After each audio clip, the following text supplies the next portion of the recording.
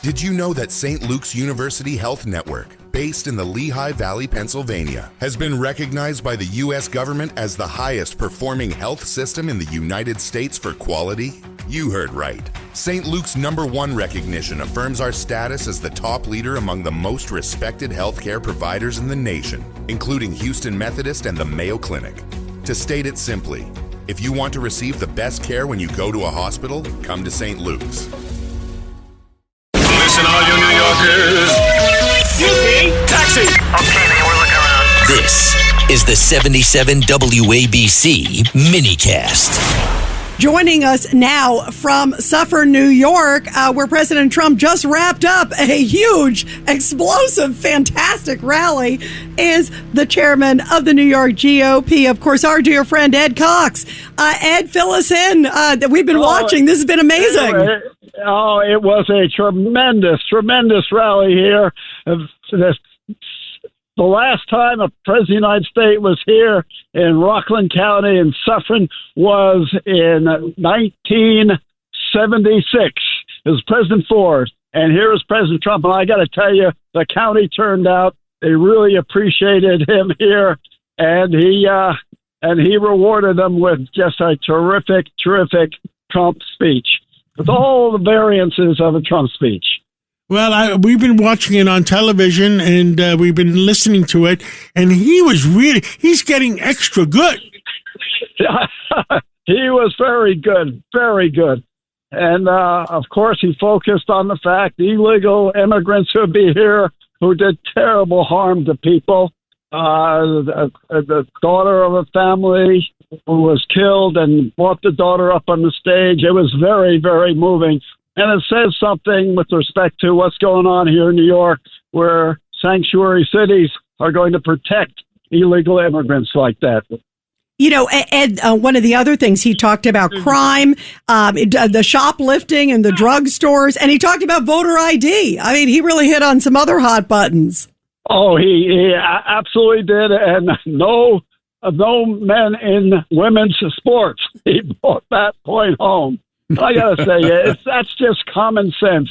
These are common sense policies that he stands for. But the other party is going the wrong way, and we're going in the right direction. And he really wanted to be here in New York, where I have to tell you, New Yorkers really appreciated it. You know, this is more Democrats in this county than there are Republicans, but the county really turned out for him. And you know what was neat, too? You could just tell that President Trump feels right at home when he's in New York. I mean, it's like it's old stomping ground. You know, he's talking about the subways. He's talking about this. It's like this is familiar turf for him. And you could just tell he was excited to be in New York again and talking about New York issues. Yeah, look, when I'm going to say something publicly that not many people are aware of, he actually wanted to run for New York governor in 2014 because he loved New York and he wanted to do something great for New York. Well, some of us convinced him, no, he should run for president, and he did. And look what he's doing for the country now. Yeah, absolutely. It is unbelievable. I mean, what he's doing for the country. He made the free world free again. Yeah. Look, he always had that potential to be a really great president. You can see it right from going way back. Yeah, I've been around the presidency a little bit, and you can see it in him. And now, in his second term, after taking 4 years, when he really put things together, ran a superb campaign, and he's really making this country go in the right direction, making it, as he has said at the closing of his speech, making the country great again. Governor Patterson? Ed, I thought that what Rita said was so right, that he felt so at home here. At one point he said, talking about housing, that he knows more about interest rates than anyone in history. And I thought that was but the funniest thing that you could say in a sure presentation like that.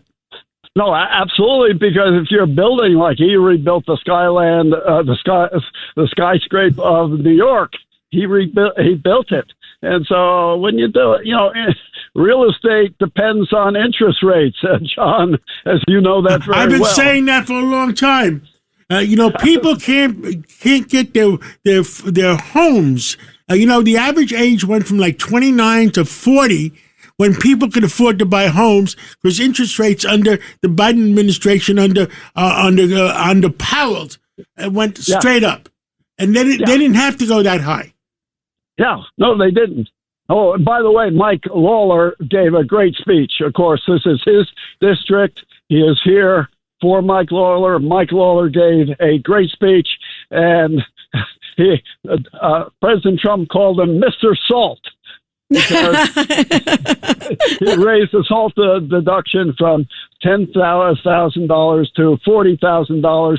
90% of the people in Rockland County, and in fact in New York, can use 90% of the people now can use that deduction completely. And he fought for that, and he won it.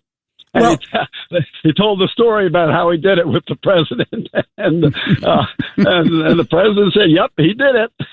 That's beautiful. Well, Ed Cox, thank you. Thank you. Usually you're sitting next to Governor David Paterson in the studio. We're glad you're remote today, and we're glad you're able to call in from the exact location where the president was a few minutes ago. And Ed, I'm actually sitting in your seat, and I feel very enlightened here. By the way, at the end, as he was walking off the stage, he saw Sid in the audience and signaled for him to come out from behind. Oh. I said, no. And he said, yeah, I want to see. And Sid went out there, and the two of them had a good, as he was going out, a good conversation. And they patted Sid on the back. There's Beautiful. a great relationship there. Yeah. Well, Beautiful. that's good news. Good news. We love that. Beautiful. Yeah. Beautiful. Ed, thank you so much. WABC. Yay! Go WABC. We love that. It's going to be worldwide. Worldwide. You bet. Thank you. Thank you, Ed Cox.